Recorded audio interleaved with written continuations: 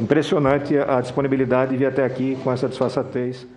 Desejo a você, né? Bom, esse é o senador Alessandro Vieira, que estava questionando a Fábio Weingarten a respeito do que ele falou à revista Veja, mais uma vez, detalhando muito do que ele teria tido de participação, inclusive no governo, as críticas que ele fez, a forma como foram encaminhadas as informações ao presidente Bolsonaro. E nós estamos em contato agora com a Amanda Klein, comentarista aqui da PAN, que também estava acompanhando.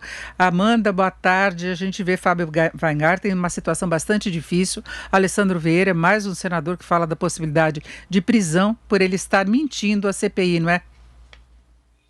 É isso, Denise, e como é bom ver um senador da República que já foi delegado, né, que é delegado de polícia, então tem experiência em inquirir, em questionar um investigado, no caso do Fábio Weingarten, é testemunha, mas fica muito claro aqui que ele foi à CPI com o único objetivo de blindar o presidente Bolsonaro, no sentido mais estrito e mais amplamente o governo Bolsonaro. Ele havia dado muitas declarações duras, peremptórias à revista Veja há cerca de 3 semanas, que não foram reproduzidas e repetidas agora. E quando questionado pelos senadores, desde o começo da manhã, desde as 10 horas da manhã, ele tem desviado das questões, tergiversado, fica naquele que me diz, por isso essa sessão foi suspensa, ele foi ameaçado de prisão e alertado que estava depondo como testemunha, então teria uma obrigação, um compromisso de dizer a verdade, aliás, fez esse juramento antes da sessão começar.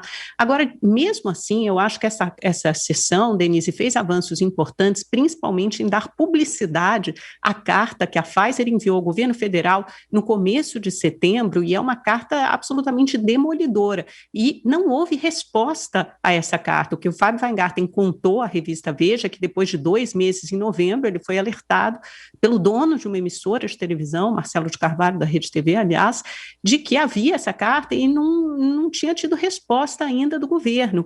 E aí a publicação dessa carta na íntegra é um atestado da incompetência do governo. Primeiro porque essa carta é endereçada a 6 autoridades da República, né?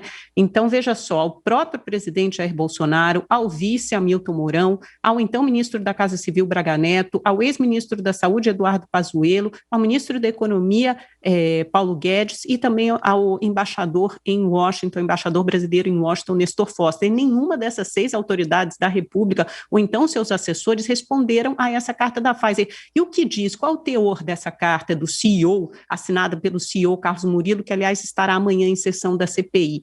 Ele avisa que a vacina é promissora, está em fase final de testes, inclusive com milhares de voluntários no Brasil. Ele já havia fechado àquela altura o maior acordo com os Estados Unidos, com pelo menos 100 milhões de doses, havia fechado acordos também com o Reino Unido, Canadá, Japão, estava em negociações em tratativas avançadas com a União Europeia e avisou de que alertou sobre a escassez da vacina e disse também que daria prioridade ao Brasil na América Latina. Ou seja, estavam dadas todas as condições para fechar um amplo e promissor acordo com a Pfizer ainda em setembro do ano passado. E aí o Weingarten relatou algumas reuniões que teve com o CEO e outros diretores da Pfizer em novembro e dezembro, levou essa questão ao presidente Bolsonaro e acabou de confirmar aí, após ser perguntado pelo senador Alessandro Vieira, que também falou com outras altas autoridades da República, o ministro da STF Gilmar Mendes, procurador-geral Augusto Aras, o presidente do STF, Luiz Fux, ou seja, se ele tivesse tido apoio dentro do Planalto para a compra da vacina e para o avanço nas tratativas, ele não precisava ter conversado com esse pessoal todo.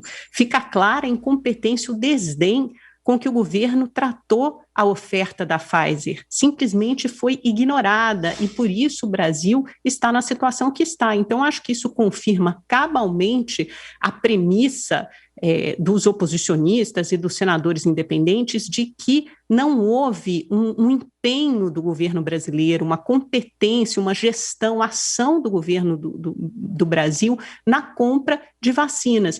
E isso nos deixa atrás com uma fila lenta, em que falta a segunda dose da Coronavac, em que há atraso na importação, melhor dizendo, dos IFAs, que é o insumo da vacina. Esse é um breve resumo da reunião de hoje, mas eu acho que fica muito patente, muito clara a incompetência do governo. E a Pfizer conseguiu garantir uma ampla vacinação em dois dos países que são mais exemplos, talvez, em termos de vacinação, que a gente pode citar os Estados Unidos, que já chegou aos 16 anos, Reino Unido, que conseguiu fazer frente a uma variante que levou a uma segunda onda pesadíssima, e nós temos também Israel.